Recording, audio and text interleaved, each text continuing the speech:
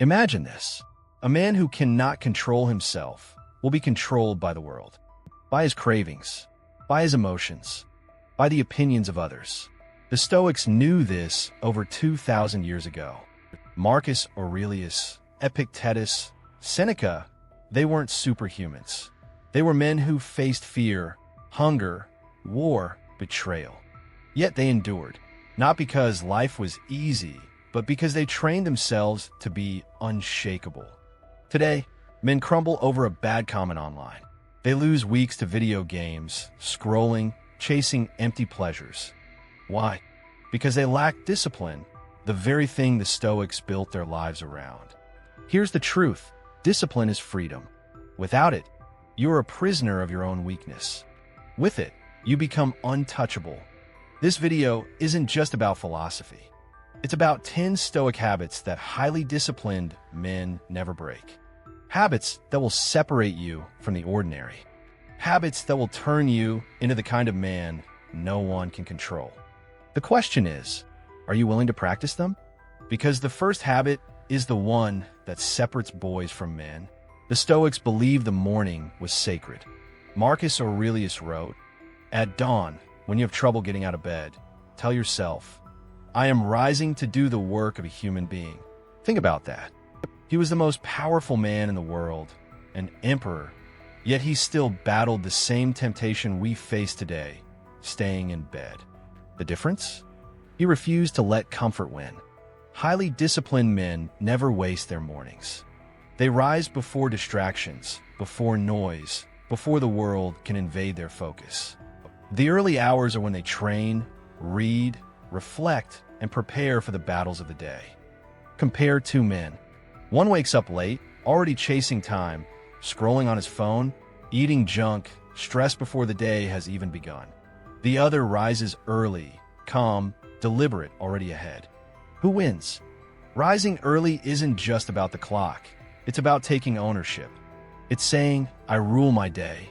The day does not rule me." If you want to walk the Stoic path, start with the morning. Because if you cannot conquer the first battle of the day, how will you conquer anything greater? The Stoics warned about slavery, not the chains of iron, but the chains of desire. Epictetus said, "Freedom is not achieved by satisfying desires, but by eliminating them." Look around today. Men are prisoners of their impulses. Endless scrolling, porn, junk food, chasing quick dopamine hits.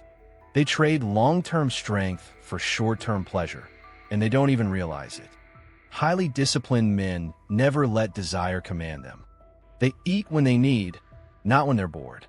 They don't chase every shiny distraction. They train themselves to delay gratification because they know discipline compounds. Every small victory over desire builds the muscle of self-control. Imagine this: a soldier who can't resist sweets, a leader who can't resist anger, a man who can't resist lust. How long before those weaknesses destroy him? Stoicism teaches us, if you do not control your desires will control you. Modern life is designed to seduce you, to keep you weak. The disciplined man sees through it. He resists. He chooses strength over comfort, purpose over pleasure. And that's why the next habit is not just about control. It's about building unshakable mental armor. Every night, Seneca would ask himself, "What bad habit have you cured today? What fault have you resisted? In what way are you better?" This wasn't weakness, it was power. Because the man who refuses to examine his own life will never grow. Highly disciplined men keep a daily practice of reflection. Some journal, some meditate, some sit in silence and review the day. But the purpose is the same: to measure themselves honestly, to confront their flaws before the world exposes them. Think about how most men live. They repeat the same mistakes. They drown their regrets in distractions. They refuse to look in the mirror because the truth scares them. That's why they stay stuck. But the Stoic man? He welcomes the mirror. He hunts for his weaknesses like an enemy. He records them, studies them, and corrects them. Reflection sharpens him. It turns his failures into lessons. Without reflection, you are blind. With it, You see clearly where you stand and where you must go. And this leads to the final Stoic habit, the one that binds them all together and turns philosophy into a way of life. The Stoics taught that emotions are natural, but they must never be allowed to rule a man's actions. Marcus Aurelius said, "You have power over your mind, not outside events."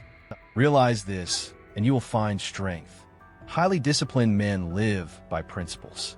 They decide in advance who they are, what they stand for, and how they will act, no matter how they feel. Most men live like leaves in the wind. Angry? They lash out. Tired? They quit. Tempted? They give in. Their emotions own them. But the disciplined man is different.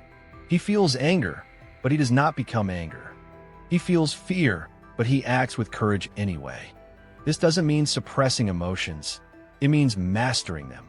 It means saying, "My principles are my compass. My emotions may push me, but they will not lead me." When you live by principle, you cannot be broken. The world can insult you, tempt you, or test you, but it cannot move you from your path. That is the highest Stoic habit, to be a man of principle. A man who lives with strength, clarity, and unshakable discipline.